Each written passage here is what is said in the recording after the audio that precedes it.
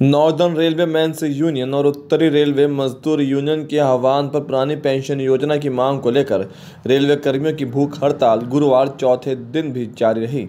हालांकि हड़ताल का आज अंतिम दिन है। हड़ताल कर रहे कर्मियों की मांग है कि नई पेंशन स्कीम को रद्द किया जाए और पुरानी पेंशन योजना को लागू किया जाए। एनआरएमयू के शाखा अध्यक्ष इरशाद खान और सचिव राजेश अग्रवाल ने बताया कि 1 जनवरी 2004 के बाद कर्मचारी पुरानी पेंशन योजना के पात्र नहीं हैं, जिसका वह विरोध कर रहे हैं। ये भूख हड़ताल 8 जनवरी से शुरू हुई थी, जिसका आज चौथा और अंतिम दिन है। भूख हड़ताल सुबह 9 बजे शुरू हुई, जो शाम 5 बजे तक चलेगी। विनोद, विजय, शंकर, लीलावती, हितेश, रोहित आदि हड़ताल में शामिल हुए।